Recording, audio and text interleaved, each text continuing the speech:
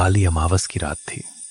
शहर से दूर बसे पुराने शमशान में सिर्फ चिताओं की ठंडी राख थी और बीच में खड़ा एक सूखा पीपल का पेड़, जिस पर दिन में भी लोग नजर उठाकर नहीं देखते थे। उसी पेड़ के नीचे आज एक नौजवान बैठा था। नाम था आर्यन। उम्र मुश्किल से 28-29।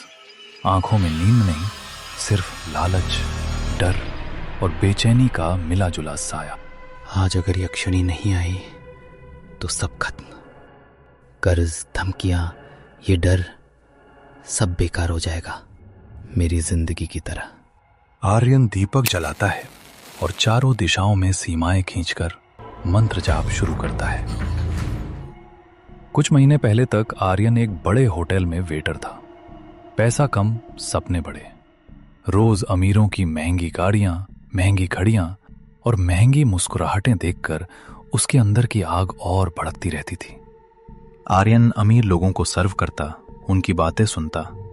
नया बंगला, नई कार, विदेश ट्रिप। एक दिन उसकी मुलाकात हुई नंदिनी से, एक साधारण सी लड़की जिसके पास पैसे कम थे पर मुस्कुराहट सच्ची थी। तुम ना लोगों की दौलत देखकर परेशान मत हुआ करो। प्यार, शांति, चैन, ये चीजें नोटों से महंगी होती हैं। आर्यन असहज मुस्कुराता है। आंखों में बड़ा बनने की भूख साफ दिखती है।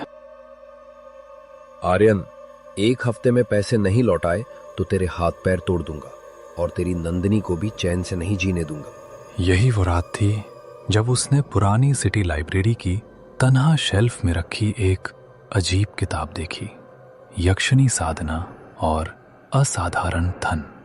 किताब ने वादा किया, इंसान से भी ज्यादा सुंदर एक शक्ति जो तुम्हारे लिए दुनिया की हर दौलत ला सकती है। बस एक शर्त, साधना पूरी करनी होगी।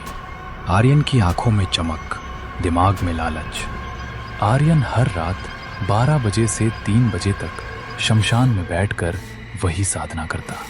मंत्र, दीपक, शराब, कच्चा मांस, लेकिन न कोई आवाज, न कोई आहट, न कोई संकेत। कहाँ हो? किताब ने झूठ बोला या तुम खुद डरपोक हो? आओ सामने, मुझे भी अमीर बनना है, किसी भी कीमत पर। अचानक सब शांत हो जाता है, सिर्फ उसकी सांसें सुनाई देती हैं। और फिर जैसे अंधेरे ने खुद कोई रूप ले लिया हो, आर्यन ने महसूस किया कि उसके सामने कोई खड़ी है। एक बेहद खूबसूरत स्त्री, लंबा काला बाल, लाल साड़ी, आंखों में हल्की सुनहरी चमक, होंठों पर रहस्यमय मुस्कान। कितनी रातों से बुला रहे थे मुझे आर्यन, मैं आ गई हूं। तुम सच में यक्षिणी हो? किताब वाली? किताब में जो लिखा है वो तो बस झलक है, असली खेल तो अब शुरू होगा।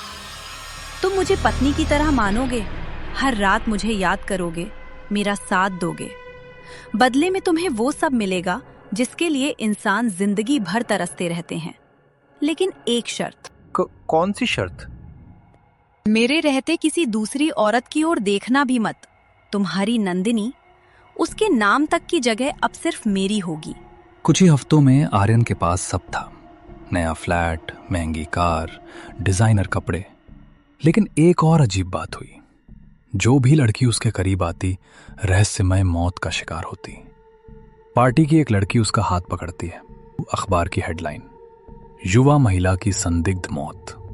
मैंने कहा था ना, मेरे होते किसी और को मत देखना। तुम्हारा प्यार सिर्फ मेरा है आर्यन, सिर्फ मेरा। एक रात आर्यन को फोन आया। नंदिनी अब सिर्फ उसकी यादों में बची थी। नंदिनी, ये सब मेरी गलती है। काश मैं उस रात शमशान ना गया होता। काश मैंने तुम्हें कभी अकेला ना छोड़ा होता। मुझसे गलती हो गई। तुम्हें चेतावनी दी थी मैंने, लेकिन तुम्हें नंदिनी की मुस्कुराहट ज्यादा प्यारी लगी ना। अब देखो, वो मुस्कान हमेशा के लिए जम गई है। दौलत थी पर चैन नहीं। घर था पर अपनापन नहीं। प्यार था पर अब सिर्फ यादों में। एक बुजुर्ग तांत्रिक टाइप बाबा प्रकट होते हैं। मुझसे गलती हो गई बाबा, मुझे बचा लो, मैं सब छोड़ दूंगा। यक्षिणी को प्रेमिका नहीं, मां की तरह साधना करनी, ये आग बुझाना आसान नहीं। अरिन ने घर का वैभव छोड़ा। अमावस की रात को अभी भी पायल की आवाज आती है।